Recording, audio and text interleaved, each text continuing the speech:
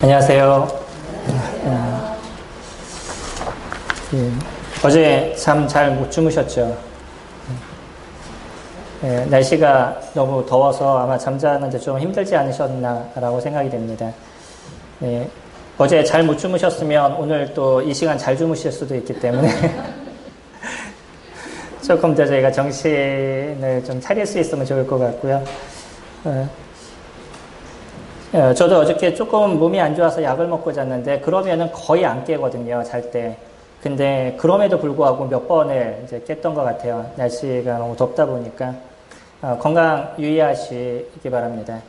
뿐만 아니라 이제 이러한 걸 통해서 저희들이 무엇을 볼 수 있냐면, 우리 이 세계가 얼마만큼 변해가고 있느냐를 저희들이 느끼게 되는 거죠. 무더위라 그래가지고서는 몇 도 정도 되나 봤더니 36도 막 이러더라고요. 그러니까 우리나라가 36도 정도까지 올라간다는 건 이미 이제 우리나라도 그 열대지방이 되어져 가는, 우리나라에서 열대과일 열리는 거 아시나요? 요즘은 제주도에서 열대과일을 재배하고 있더라고요. 옛날엔 대구 사과라고 그랬는데 요즘은 대구에서 사과가 안 난다는 얘기도 있고요. 사과가 위쪽으로 올라왔어요. 그만큼 이제 사과는 조금 시원한 데서 열리잖아요. 그러다 보니까 우리나라도 점점 더워져 가고 있고, 뭐 인도가 요번에 41도 어저께 보니까 그러더라고요. 그만큼 환경의 오염이 상당히 심각한 시대까지 도달했습니다. 저희가 그러기 때문에 저희에게 있어서도 일회용품을 사용하시고 이러는 것 좀 많이 줄이셔야 돼요. 저희 자매 식구들이 미국에서 많이 사시다 보니까 사촌이 이제 얼마 전에 이렇게 와서 같이 만나는 시간을 이렇게 가져봤는데, 이제 또 처남도 미국에 있습니다. 그래서 이번에 이제 처남도 이렇게 와가지고 얘기하는 거 들어봤더니 그들은요 아주 철저하게 지금 그것을 지켜가요. 음식물 쓰레기도 철저하게 구분을 하고, 그 다음에 일회용품도 철저하게 구분을 해서, 우리 처남도 나와가지고서는 그 보온병이라고 그러죠. 보온병 이렇게 주면서 이거 갖고 꼭 써야 된다고, 지금 환경이 얼마나 큰 문제인지 아냐고라고 얘기를 하더라고요. 그러면서 일회용품을 쓰지 말라는. 근데 저도 오늘 하나 일회용품 쓰고 있네요. 가급적이면 좀 줄이시고요. 그리고 만약에 교회 오셔서 쓰시면 하나 갖고 잘 쓰셔서 또 안 쓰시게 할 수 있으면 좋을 것 같습니다. 이런 부분들이 우리의 후손에 대한 부분이에요. 그러니까 그들이 뭐라고 얘기하냐면, 나 때까진 괜찮다. 근데 내 후손은 살 수 없다. 그러니까 우리가 좀 정리하고 준비해야 된다라고 이야기를 하더라고요. 그들이 갖고 있는 그런 생각도 저희들이 잘 생각해 봐야 될 필요가 있고요. 우리나라 사람들 가끔 얘기하는 그런 얘기가 있잖아요. 나만 아니면 돼. 뭐라고 얘기하는. 근데 지금 나만 아니면 돼. 라고 얘기하는 그런 생각을 좀 버리셔야 되는, 그래야지 우리 후손들이 조금 살 수 있는 시대가 되어져 갈 것 같습니다. 물론 제가 드리고 싶은 가장 중요한 부분은 단순하게 그것이 아니라 이 지구가 점점 죽어가고 있다는 거예요. 그게 기껏해야 몇 년이 되지 않는다는 거 아시죠? 어느 정도 됐을까요? 한 10년? 20년? 급속도로 더워지기 시작한 지가 한 10년도 안 된 거라고 저는 생각합니다. 그전에도 물론 변화가 있었지만 그렇게까지 심하지 않았었어요. 그러면 앞으로 10년이라는 시간이 지나면 얼마만큼 더 변할까요? 우리가 상상할 수 없는 모습으로 변해가고 있을 겁니다. 이게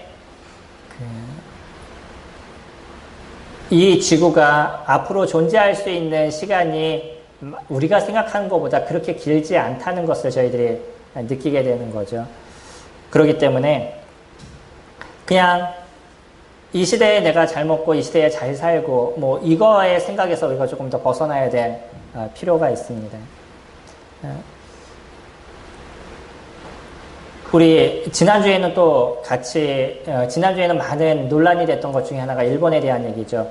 제가 경제나 뭐 정치 이런 거에 대한 관심이 별로 없습니다. 왜냐면 그게 내가 고민하고 내가 생각한다 그래가지고 잘 이루어지거나 그럴 것도 아니고요. 제가 할 수 있는 부분들은 나라를 위해서 기도해야 될 부분들. 근데 요번처럼 제가 나라를 위한 기도를 많이 했던 적이 없었던 것 같아요. 그리고 요번처럼 많은 그 기사를 막 찾아보고 고민하고 생각했던 적도 그렇게 많지 않았던 것 같습니다. 어쩌면 이것이 이제 우리나라와 직결되는 문제이기 때문에 그런지도 모르겠지만, 일본이 우리나라에게 수출하는 반도체의 원료를 중단을 시작을 했죠. 이것이 중단되게 되면 우리나라가 반도체 중에서도, 반도체도 이제 좀 몇 가지로 나눠집니다. 그 중에서도 메모리 반도체라고 얘기하는 그 메모리 반도체의 전 세계 지배력이 엄청난 지배력을 저희가 갖고 있어요. 거의 7, 80%로 제가 알고 있는데 그 정도를 우리나라에서 수출을 하고 있습니다. 근데 그 원료는 저희가 또 그 개발을 안 하고 있었던 거예요. 지금까지 완성품을 만들어서 완성품을 잘 팔다 보니까 그 잘 파는 것에 대한 관심만 있었었지 원료를 갖다가 수입만 하면 된다라는 생각을 갖고 있었던 것 같아요. 물론 이거는 이제 제 생각이겠죠. 왜냐하면 그들이 그것을 개발하는 데 있어서 도움이 될까, 도움이 되지 않을까라고 생각하다가 도움이 안 되니까 아마 개발을 덜 했겠죠. 그리고 그 원료의 90%, 95% 이상을 일본에서 사들이고 있습니다. 근데 일본에서 그 수출을 딱 제한을 시켜보니까 이제 우리나라 반도체를 만들 수 없는 상황까지 만들어지게 되고요. 또 장비래도 그것뿐만 아니라 지금 제한시킨 3가지가 있는데 그뿐만 아니라 그 이외에 여러 가지도 다 일본에게 우리가 기대고 있어요. 이렇게 된 이유들이 몇 가지가 있습니다. 우리나라가 반도체를 만들 때 일본의 도움을 많이 받았어요. 그러다 보니까 별 수 없이 그들의 원료를 갖다 쓰게 되고 또 그들의 장비를 갖다 쓰게 된 거죠. 이제 앞으로는 장비도 제한시킬 그런 상황 속에 있습니다. 장비가 제한이 되거나 그러면 또 원료도 이게 시간이 좀 오래 지나면 반도체 생산이 금지가 되게 되면 못하게 되는데 반도체 생산이 못하게 되면 그 많은 피해가 있습니다. 단지 뭐 며칠 쉬었다 다시 하면 될 거라고 생각하지만 반도체는 생산 라인이 쉬면은 그것을 다시 가동하는데 엄청난 돈이 들어가고요. 시간이 많이 들어가요. 그러니까 우리나라에 있어서 경제가 흔들릴 수 있는 가장 중요한 것을 일본에서 딱 붙잡고 우리들의 숨통을 쥐고 있는 거죠. 이게 지금 현실입니다. 저희가 생각하는 것처럼 생각하는 것보다 훨씬 이상의 문제가 지금 우리나라 가운데 일어나고 있어서 이게 지금은 문제가 안 될 수 있지만 시간이 많이 지나면 우리나라 경제에 많은 타격이 이루어지게 될 거예요. 왜 그러면 일본에서는 그와 같은 일들을 이루고 있느냐. 이거는 뭐 위안부 얘기를 하고 그 보상에 대한 문제, 이 판결에 대한 것을 얘기를 하지만 사실은요. 그거보다 더 중요한 거는 일본 아베가 갖고 있는 자기의 야욕에 대한 부분인 거예요. 그거는 지금 이 문제를 터뜨리면서 오늘 이제 조금 지나면 일본의 참의원 그 선거가 이루어집니다. 그 선거는 앞으로 아베라는 정권이 자기네 어떤 개헌을 이룰 수 있는 데 있어서 몇 석의 의원수가 있어야 돼요. 우리나라로 얘기하면 국회의원이겠죠. 그 위원수가 있어야 되는데 이 위원수 숫자만큼이 채워져야지만 개헌을 할 수 있는 거예요. 딴 사람들이 반대를 할 수 없는 거죠. 그래서 그 개헌을 하기 위해서는 많은 승리를 이루어야 되는데 이 승리를 이루기 위해서 우리나라를 지금 건드리고 있는 거죠. 우리나라를 건드리면 보수의 표가 그들에게 몰려가기 시작합니다.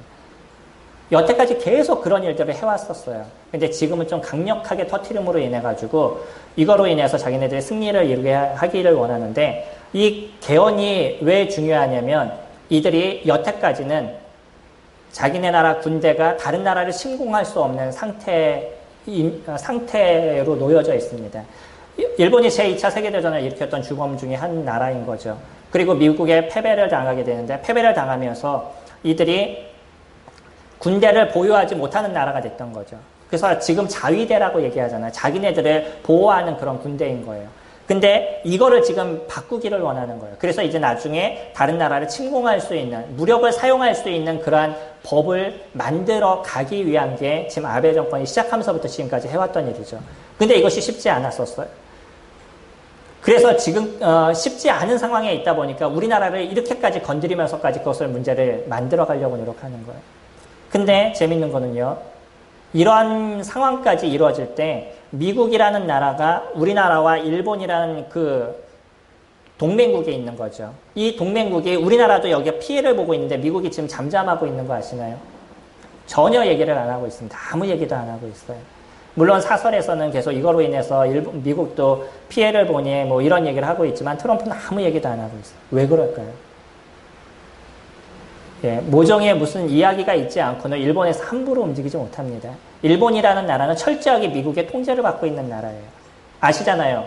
아베가 트럼프가 왔었을 때 얼마나 굴욕적인 외교를 펼치고 있는지. 같이 다니는 거 보면 보통 비서가 다니는 것처럼 아베는 트럼프 밑에서 그렇게 행동하고 있어요. 그런데 이런 문제를 미국의 동맹국이라고 얘기하는 한국을 건드리는데 미국의 동의 없이 이런 문제가 일어날 수 있겠냐는 거죠. 미국도 미국 나름대로 갖고 있는 이익이 있기 때문에 그가 참고 있는 거고 또 거기에서 일본의 어떤 도움을 받을 수 있는 부분들 뭔가 딜이 있었겠죠. 그러니까 이런 문제가 발생하고 있습니다. 이게 세계 문제예요.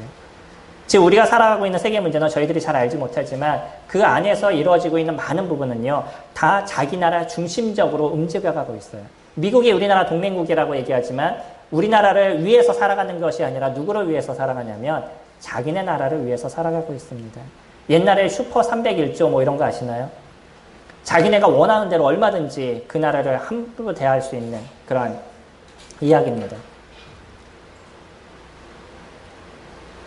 이게 전 세계가 움직이고 있는 현실적인 부분인 거예요. 미국에서는 무기를 팔기 위해서 전쟁을 묵인하고 있고요. 전쟁이 일어나야지 무기를 팔잖아요. 이게 공경하는 문제인 겁니다. 또 미국에서는 총기 사고가 계속 일어나는 거 아시죠? 총기 사고로 인해서 몇백 명이 죽을 때도 있고 몇십 명이 죽을 때도 있어요. 그런데 왜 무기를 제한하지 않죠? 미국에서. 무기를 팔면 엄청난 돈이 세금으로 들어오게 되고요. 그리고 무기를 판매하는 사람들은 엄청난 그 로비를 이루고 있는 거예요. 그러니까 그것이 제한이 되지 않는 겁니다. 미국 좋으시지만요. 우리나라처럼 안전한 나라가 없어요.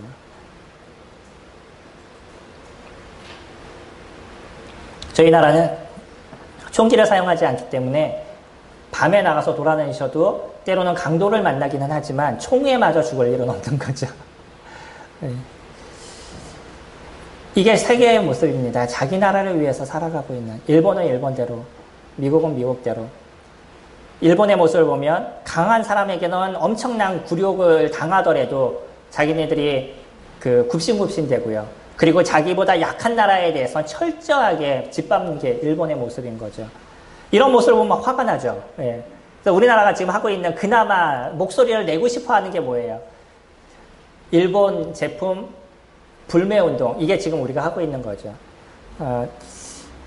어떤 분이 그렇게 얘기를 적었어요. 뭐라고 적었냐면 일본 물품 불매운동에 대한 내용을 보면서 참 마음이 아프다 이런 얘기를 했습니다. 왜 그랬나라고 얘기를 쭉 적어보니까 아니 그토록 일본에서 우리를 못 살게 굴고 힘들게 굴고 하다못해 우리나라를 30몇 년 동안 지배했던 그 나라인데 왜 우리나라 사람들이 일본 물건에 대해서 그렇게 안달복달을 못하냐는 거예요.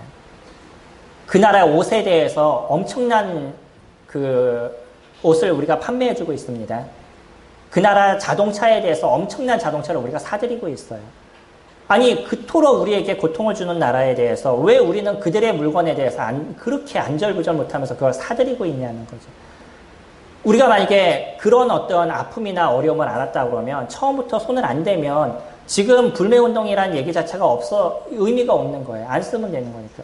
근데 맥주 중에서도 어떤 맥주가 제일 많이 나가는지 아셔요? 맥주 안 드시니까 모르죠. 기린 맥주라고 일본 맥주입니다. 그 맥주가 우리나라 판매 1위를 전 처음 알았어요, 이번에. 판매 1위를 달리고 있다라고 얘기하더라고요. 전 개인적으로는 좀 이해가 안 됩니다. 저 개인적으로도. 그게 우리가 그나마 목소리를 내는 하나의 모습인 거예요. 일본에 대한 불매운동을 한다 이런 부분들이. 하지만요, 우리가 잘 고민해보면 우리나라는 어떨까요? 그렇기 때문에 우리나라는 당하기 때문에 다른 나라를 잘 대해줄까요? 어떠실 것 같아요? 우리가 이렇게 당하기 때문에 우리는 딴 사람들을 좀 보호해주고 도와주는 역할을 할 것 같아요. 딴 나라에게도 동일한 모습들을 보일 것 같아요. 저희들도 동일한 거죠. 우리가 힘이 없으니까 당할 뿐이죠. 힘 있는 걸 갖고는 딴 사람한테 대해서 함부로 대하는 것, 그것도 우리나라의 모습입니다. 결국 제가 말씀드리고 싶은 건 뭐냐면 우리나라가 이렇게 당하니까 우리도 불매운동 합시다 뭐 이런 얘기를 말씀을 드리는 것이 아니라 이것이 인간이 갖고 있는 죄성이라는 것이에요. 우리가 갖고 있는 이 죄에 대한 역사가, 죄에 대한 모습이 얼마나 강력하면 우리들도요, 나보다 강한 사람들한테 대해서는 함부로 하지 못하고요, 나보다 약한 사람들에 대해서 함부로 하는 모습들을 우리는 드러내고 있는 거예요. 이게 죄성인 겁니다. 이건 우리가 아주 어릴 때부터 그냥 타고난 모습들인 거예요. 내가 그렇게 하려고 노력하지 않아도 자연스럽게 우리 가운데서 드러나는 것이고요. 그래서 그냥 약한 사람은 나도 모르게 그냥 짓밟고 저 사람은 나에게 절대적인 복종을 하게 만들고 그래야지만 직성이 풀리는 게 우리 인간이 갖고 있는 이 죄성에 대한 부분인 거죠. 그래서 저는 태어나면서부터 인간은 죄인이라는 것에 대해서 아주 철저하게 인식을 하고 있습니다. 어떠셔요? 어떤 사람들은 선하게 태어난다라고 얘기하고요. 선을 갖고 있는 우리들의 모습을 보면 그러면 분명히 우리는 선을 갖고 태어난다라고 얘기합니다. 이것이 뭐 선악설과 선선설과 선악설에 대한 부분인 거죠. 저를 보면 제가 다른 사람들은 얘기하지 않아도 저 스스로를 보면 제 안에서 일어난 건 이 죄성이라는 것이 얼마나 강력한지를 느끼게 되고요. 그거는 끊임없이 누구 중심적인 인생을 살아가게 되냐면 내 중심적인 인생을 살아가게 되는 거예요. 그렇다면 우리가 크리스찬이 되는 건 무엇일까요? 내 중심적인 생각에서 그것이 하나님 중심적인 생각으로 변해가는 겁니다. 우리가 고민해야 되는 거는 주님을 믿었다라고 얘기하는, 우리가 구원을 받았다라고 얘기하는 거는 지옥의 형벌에서부터 단순하게 건짐을 받은 것으로 끝나는 것이 아니라 내 인생이 나 중심적인 인생을 살아가는 그런 사람들의 모습에서 이제는 하나님 중심적인 사람으로 변한 것을 갖다 주님을 믿었다라고 얘기하는 거예요. 그러니까 우리가 하나님을 소중하게 여기고 하나님을 귀하게 여기고 그분을 위한 인생으로 우리가 바뀌어가는 모습으로 변해가게 되는 거죠. 이것이 주님을 믿은 사람들의 특징적인 모습들인 겁니다. 그러지 않으면 끊임없이 사람은 누구 중심적으로 인생을 살아가게 되냐면 자기 중심적으로 인생을 살아가게 되는 거예요. 이것이 죄에 대한 문제인 거죠. 시편 51편에는 이렇게 얘기하죠. 시편 51편 5절 말씀 보시면 구약성경 839페이지입니다.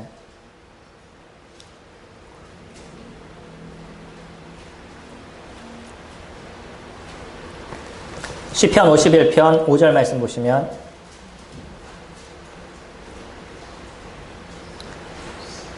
내가 죄악 중에서 출생하였으며 어머니가 죄 중에서 나를 잉태하였나이다. 그가 어디에서 출생했다라고 얘기해요? 죄악 중에서 출생했다래요. 그리고 어머니가 죄 가운데 있을 때 나를 잉태했다라고 얘기하죠. 어머니가 죄가 있으니까 누구도 죄가 전이가 된다는 거예요. 자기에게도 죄가 전이가 된다는 거죠. 우리가 보통 이것을 기독교에서는 원죄라고 얘기하지만 우리는 원죄를 좀 벗어놓고 충분히 얘기할 수 있습니다. 왜냐하면 원죄를 벗어놓고 얘기를 해도 우리 스스로가 죄라는 것이 우리 안에서 드러나는 모습들은 내 안에서 죄가 나타나기 때문에 죄인인 것을 충분하게 아는 거죠. 아주 철저하게 우리 안에서는 죄라는 것이 드러나고요. 이 죄에 대한 소욕은 끊임없이 내 중심적인 인생을 살게 만들어요.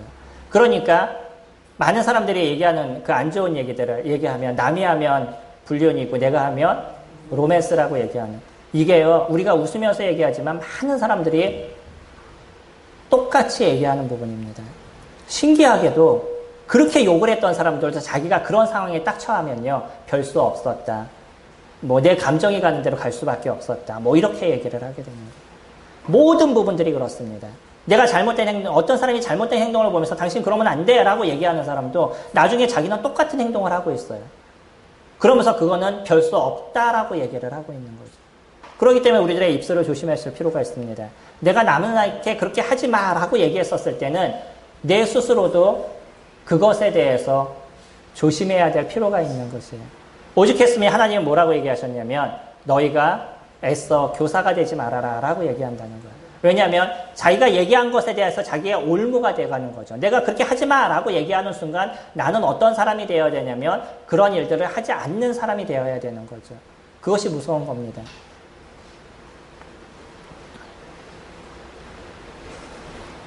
이 죄에 대한 부분은요. 그렇기 때문에 끊임없이 누구를 보는 사람을 인생을 살아가냐면 나의 위주적인 내 중심적인 삶을 살아가는 모습들로 만들어져 놓은 것이 이게 죄에 대한 모습인 겁니다. 사람들은 죄를 얘기할 때 그냥 뭐 거짓말하는 것, 아니면 죄를 얘기하면 남을 죽이는 것, 싸우는 것, 화내는 것, 뭐 이런 것을 죄라고 이야기를 하지만 실질적인 죄에 대한 모습은 다 자기중심적인 모습을 가져가는 것이 죄에 대한 거예요. 나를 위한 모든 것으로 만들어져 가는 것이죠. 이것을 위해서 우리들의 인생을 살아가는 모습이 이루어져 나가는 겁니다. 이것이 죄에 대한 원흉인 거예요. 근데 이 죄에 대한 문제가 이것으로 끝날 수 있으면 좋지만 이 죄에 대한 문제는 분명히 거기에 대한 대가가 놓여져 있다는 거죠. 무서운 것은 그런 것입니다. 죄에 대해서는 거기에 대한 대가가 있다는 것이에요. 그러니까 우리에게 있어서 이 죄에 대한 문제를 고민을 할 수밖에 없는 거예요. 내가 그냥 죄를 지는 것으로 끝나면 다행이지만 그러나 그 죄는 거기에 대한 대가가 우리에게 다가오게 되어 있는 거예요. 얼마 전에 이틀 전에 있었던 뉴스 보셨나요? 어떤 예비 신부가 신랑과 같이 이제 결혼할 사람과 같이 그 결혼 반지 찾으려고 금은방으로 이렇게 가고 있다가 잠깐 차들이 이렇게 멈춰서 서 있는데 옆에서 건물이 무너져가지고 도로를 덮쳐버렸어요. 큰 도로입니다. 큰 도로까지 덮쳐버렸어요. 영상을 봤더니요. 외벽이 무너지면서 무엇을 건드냐면 전봇대를 딱 건드린 거예요. 그러니까 전봇대가 넘어지면서 바로 거기 있는 차 한 대를 완전히 덮쳐버렸어요. 예비 신부는 바로 죽음을 당했고요. 신랑은 그 다리에 심각한 중상을 입었어요. 그들이 무엇을 잘못했나요?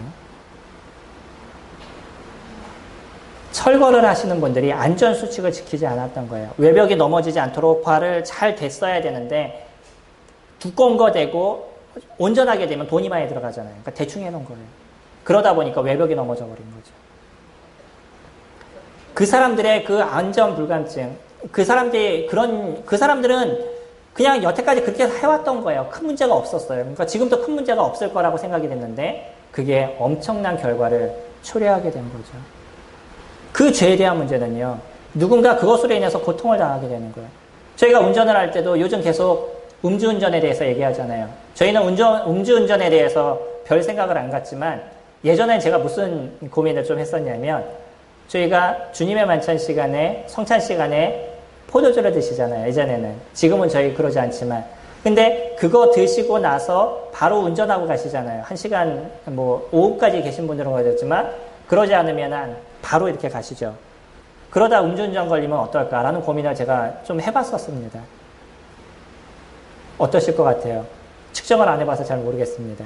근데 우리가 드는 이 조그만 거지만 소주잔 한 잔 드시고 운전하시면 바로 걸리는 거 아시죠?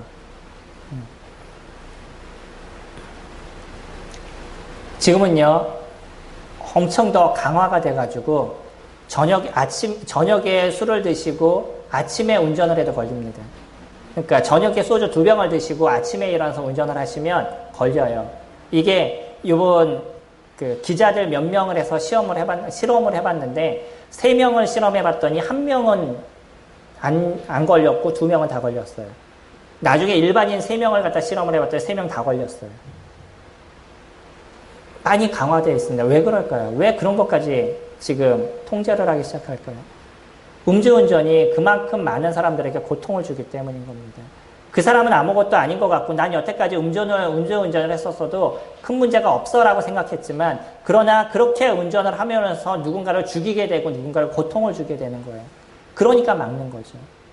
왜 우리나라 사람들이 우리나라 법이 그런 걸 만들어가지고 사람들을 고통스럽게 하기 위해서 법을 만들어 놓을까요? 제가 예전에 진짜 어떤 사람을 신고하고 싶은 사람이 있었어요.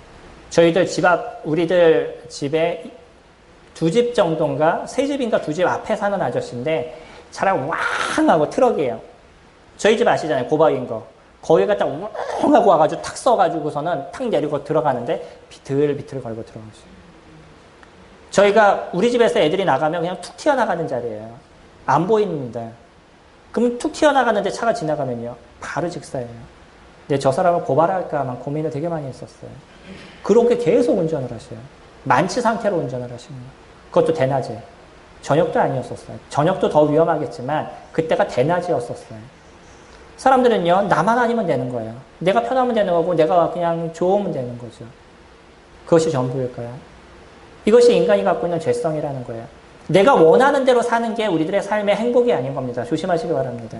사람들은 내가 그냥 편하고 내가 잘하고 그러면은 문제가 없을 거라고 생각하지만 내 중심적으로 사는 것은 누군가에게서 고통을 주고 아픔을 줄 수 있다는 거예요. 그것이 어떤 문제인지에 대해서 잘 생각하셔야 됩니다. 더 중요한 건 뭐냐면 하나님에게서 떠난 삶을 내가 살아가게 되면 그거로 인해서 생기는 고통과 아픔이 무엇인지를 어떻게 나타날지는 나중에 보시면 알 거예요. 이게 죄에 대한 부분인 거죠. 그리고 하나님은 이 죄에 대한 대가에 대해서 죄에 대한 문제에 대해서 반드시 그 대가를 받으시겠다라고 얘기하시는 거예요. 왜죠? 죄로 인해서 누군가 고통을 주기 때문인 거예요. 때로는 그 죄로 인해서 자기에게도 고통을 주는 거죠. 우리가 크리스찬들은 무엇을 하지 말라라고 얘기하는 것 중에 하나가 자살을 하지 말아라 이런 표현을 쓰잖아요. 왜 그럴까요? 자기를 죽이는 거잖아요. 그것도 살인인 거예요. 그렇기 때문에 스스로 자신의 목숨을 끊는 것 이런 건 크리스찬들이 하지 말아야 된다라고 얘기하는 거는 내 거니까 내 마음대로 할 수 있어 라는 생각을 버리셔야 되는 거예요. 그것 또한 내 스스로 나를 죽이는 것이죠. 사람을 죽이는 거예요. 이런 모든 것이 하나님의 입장에서 봤을 때 자기중심적인 인생을 사는 사람들의 모습인 거죠. 내가 지금 살아가는 게 힘들어요. 그러니까 나 혼자 죽으면 된다라고 생각하죠. 그러면 그 이후로 생겨나는 문제가 어떤 거예요? 나는 그냥 죽음으로 끝나는 것 같지만 내 주위에 있는 많은 사람들은 그런 고통과 어려움을 통해서 인생을 살아가게 되는 거죠. 대물림 되시는 거 아시나요? 우리 위에 있는 내 부모들이나 내 친구, 내 그 친척들 중에서 아니 내 식구 중에서 그런 문제가 있으면 그 밑에 있는 사람들도 그와 같은 행동을 할 수 있는 확률이 엄청 많아지는 거. 우리가 우리 삶의 행동에 대해서 조심해야 되는 거는 내가 살아가는 삶의 패턴이 내 밑에 있는 사람들한테 영향을 그대로 미쳐가고 있다는 것이에요. 평상시에는 아무 상관없어요. 근데 그 사람이 진짜 우울하고 힘들고 고통스러운 상황이 딱 되면 무엇을 선택하냐면 내 부모가 선택했던 그 길을 선택할 수 있는 길이 되게 많은 거예요. 상당하게 많아집니다. 그러니까 우리는 우리들 스스로에 대해서 조심해야 되고요. 크리스찬들의 삶에 있어서도 내가 어떻게 살아갔느냐에 따라서 내 밑에 있는 사람들, 내 자녀들이 거와 같은 영향을 엄청나게 받아가요. 그러니까 우리들 스스로는 조심해야 될 게 무엇이냐면 그냥 내 부모님이 어떤 선택을 했느냐에 따라서 내가 선택하는 인생을 살아가지 말아야 되고요. 하나님께서 나에게 무엇을 얘기하셨느냐를 생각하고 내가 선택하는 인생을 살아가셔야 돼요. 그거를 철저하게 지켜가야 됩니다. 그러지 않으면 나는 무엇을 붙잡게 되냐면 내가 진짜 힘들고 고통스러운 문제가 딱 발생하는 순간에 우리 나의 부모님도 이렇게 살았는데 많은 사람들이 이렇게 살아가는데 그냥 나도 이렇게 행동하면 되지 라고 움직이게 되는 거예요. 이게 내 중심적인 삶을 사는 사람들의 모습인 겁니다. 그럼 여기에서 바뀌어가는 것이 결국은 하나님 중심적인 인생으로 변해가는 게 구원이라는 거예요. 구원은 단지 지옥에서 건짐을 받은 것으로 끝나는 것이 아니라 내가 지금 살아가는 인생 속에서도 하나님 중심적인 삶을 살아가면서 그분께서 나에게 하시고 그분께서 나에게 이끄시는 것이 무엇인지 알아가는 인생을 살아가는 것이 그게 믿음 안에 놓여져 있는 사람들의 모습인 거고요. 그것이 진정한 구원의 인생을 살아가는 사람들의 모습인 거죠. 죄의 삭은 사망이라고 얘기하고요. 그래서 지옥의 형벌을 받는다라고 얘기하니까 어쩌면 크리스찬들이 무엇을 고민하냐면 그냥 지옥에서부터 건짐을 받고 내가 이제 지옥에 가지 않아 라는 것으로 인해서 나는 다 끝났어 라는 생각을 갖고 인생을 살아가는 사람들이 있는 거예요. 그러지 않습니다. 나에게 있어서 이 구원의 은혜를 받는 삶의 모습은 단지 지옥의 형벌에서 끝나는 것이 아니라 거기서 변해서 거기서 바뀌어서 내가 지금 살아가는 삶의 모습에서도 하나님 중심적인 인생을 살아가는 거예요. 그것이 구원인 겁니다. 그래서 그 삶에서 죄가 벗어난 인생을 점점 살아가게 되니까 하나님이 우리에게 주시는 은혜가 무엇인지를 알아가는 인생을 살아가는 거예요. 많은 사람들은 주님을 섬기면서 그런 얘기를 하죠. 하나님 저를 도와주세요. 저에게 은혜를 베풀어 주세요. 내가 어려움이 안 당하게 하시고 내 건강을 지켜주시고 그리고 안전에서부터 나를 건져주세요 라고 얘기합니다. 그 안전에서 건짐을 받으려면 무엇을 하셔야 돼요? 안전하게 사셔야죠. 그러지 않으시겠어요? 내가 건강을 지켜주세요 라고 얘기하면 어떻게 하셔야 돼요? 건강하게 사셔야죠. 단순히 그러니까 교회에서 담배 피지 말라라고 얘기하잖아요. 그게 무엇을 얘기하시는 거예요? 성도님들의 건강을 지키세요 그런 얘기 아니겠어요? 주님이 그것을 왜 막으시겠어요? 우리에게 건강을 지키라는 거죠. 왜 술 마시지 말라라고 얘기하시겠어요? 내 술로 인해서 다른 사람에게 피해를 줄 수 있고요. 내가 술을 먹으면서 무슨 문제가 발생할 수 있냐면 내 건강을 해칠 수 있는 거예요. 그렇기 때문에 술도 약으로는 쓰잖아요. 마약하지 말라고 그러죠. 근데 마약 안 맞아보셨어요? 다 맞아보지 않으셨어요, 마약? 어떠셔요? 저도 맞아봤습니다, 마약. 뭐죠? 마취제잖아요. 마취제가 마약 아니에요? 그게 심해지면 프로포폴이라고 그래가지고 우유 주사라고 얘기를 하죠. 잠자는 것. 그 하얀 주사라고 얘기하는. 그게 마취제예요. 결국 그게 마약이잖아요. 그거를 갖다가 약으로 쓰면 도움이 되는 것인데 잘못 쓰면 문제가 발생하는 거예요. 술도 마찬가지잖아요. 술도 약으로 쓸 때가 있습니다. 음식하실 때 술 넣으시죠? 네. 술 먹지 말라고 음식할 때 술 안 넣으셔요? 넣으시잖아요. 어떻게 쓰느냐에 따라서 달라지는 거죠. 주님이 얘기하신 부분들이 그런 겁니다. 우리에게 유익을 줄 수 있는 일들을 이루라는 거지. 그래서 하지 말라라고 얘기하셨을 땐 그것이 우리에게 해가 되기 때문에 하지 말라라고 얘기하는 거지. 우리에게 고통을 주기 위해서 하지 말라라고 얘기하시는 것이 아니라는 거예요. 사람들이 자꾸 오해를 합니다. 그리고 그것이 뭐 인생을 살아가는데 큰 문제가 있는 것처럼 식사할 때 와인 한 잔은 해야지 인생이 좀 행복할 수 있는 것처럼 그렇게 생각을 갖고 있는. 그거 하지 말라고 그랬대. 하나님 왜 이렇게 좋은 걸 하지 말라고 그랬냐. 나중에 진짜 큰 문제가 발생해 보셔요. 무엇에 손대게 되시면. 진짜 내가 고통스러운 문제, 그래서 내 감정을 내 스스로 컨트롤할 수 있는, 컨트롤하지 못하는 그런 상황이 생기면요. 분명히 무엇에 손대냐면 술에 손을 대는 거예요. 평상시에 술을 한두 잔 드셨던 분들은. 그래서 그냥 그때 당시를 잊고 싶은 생각이 드는 거죠. 이게 하나님이 우리를 구원하시고 이 땅에서 우리가 온전한 삶을 살아가게 하시는 거예요. 왜 다른 사람을 판단하지 말라라고 얘기를 하죠? 사람들이 다른 사람을 판단하면 나중에 무엇이 된다고요? 딴 사람이 나를 판단하게 된다. 판단하는 거 쉬우신데 딴 사람이 나를 판단하시면 어때요? 뭐 싫잖아요. 어떤 분은 그래서 그렇게 얘기하시더라고요. 뒤에서 얘기하는 거는 그 사람한테 미안하기 때문에 앞에서 얘기한다고. 어떻게 생각하세요? 뒤에서 얘기를 하면 그러면 그 사람이 그래도 어떻게 딴 사람한테 그런 얘기를 하는 건 어렵잖아요. 그러니까 아예 직접적으로 대고 얘기를 한다는 거예요. 좋은 것 같으면서도 기분이 안 좋잖아요. 결국 뭐냐면요. 그런 하나하나의 행동을 통해서 무엇이 드러나게 되냐면 나중에 다시 자기가 고통스러운 거예요. 딴 사람을 고통스럽게 하면서 그 고통이 자기에게 다가오는 겁니다. 그래서 하지 말라라고 얘기하시는 거예요. 그래서 주님께서 막으시는 거예요. 이게 하나님 안에서 행복하게 살아가는 삶의 모습인 것입니다. 우리가 오해하지 말아야 돼요. 왜 주님을 예배하라고 얘기하죠? 왜 성도님들이 주님을 예배하는 데 있어서 성도님들의 마음과 생각과 행동을 조심하셔야 되는 거예요. 그게 하나님께서 우리를 축복하시는 모습입니다. 하나님께 집중하시기 바랍니다. 우리가 드려지는 예배를 소중하게 여기셔야 돼요. 우리가 드려지는 성찬식을 소중하게 여기셔야 되고요. 우리가 드려지는 이 말씀 시간을 소중하게 여기셔야 됩니다. 그렇기 때문에 내 행동과 내 모습과 태도를 조심하게 가지셔야 되는 거예요.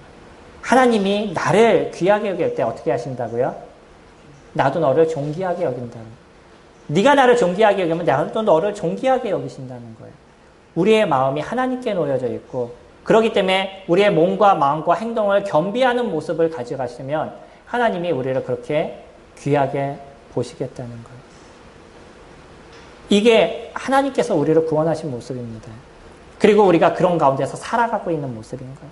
많은 사람들은 지옥에 가지 않아요. 그것으로서 인생이 끝난 것처럼 생각하지만 그건 아무것도 아닌 거예요. 우리가 살아가는 인생 속에서 하나님이 어떻게 우리를 보호하시고 이 구원의 은혜를 내가 어떻게 받고 인생을 살아가는지는 그분의 말씀에 내가 놓여져 있는 인생을 살 때만이 그것이 만들어져 가요.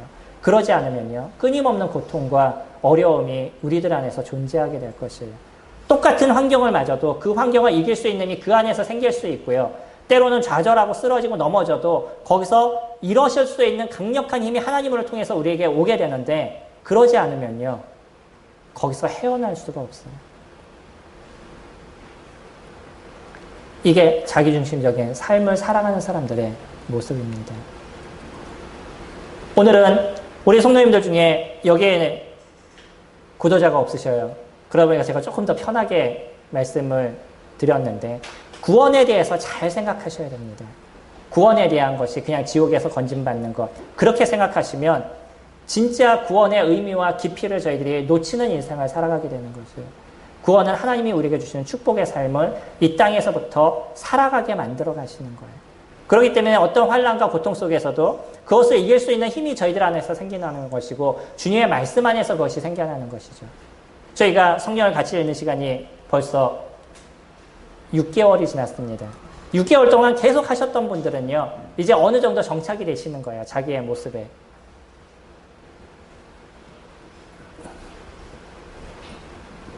그리고 그렇게 성도님들과 같이 약속을 하고 성경을 계속 읽다 보니까 제 스스로도 진짜 힘든 일이 있었을 때 그때도 안 읽을 수 없잖아요. 그러면서 성경을 읽게 되니까 다시 이길 수 있는 힘을 거기서 갖게 되는 거예요. 어떠셨어요? 6개월 성경을 읽으시면서 무엇을 얻으셨어요? 앞으로 저희가 또 6개월의 시간을 성경을 읽는 시간을 가져갈 것입니다. 성도님들 혹시 여태까지 안 하셨다 그러면 지금부터 다시 시작하셔요. 뭐 어저께 못 하셨으면 오늘 다시 시작하시면 되는 거죠. 그러면서 그냥 한 발짝 한 발짝 더 나아가세요. 그러면 하나님께서 우리에게 어떠한 축복을 내리시는지 그 하나님의 말씀을 붙잡았을 때 하나님께서 우리에게 하시는 것이 무엇인지 저희들이 알아가게 될 거예요. 이것이 구원의 기쁨입니다. 저희들은 이제 사단의 세계에서부터 하나님의 세계로 옮김을 받았어요.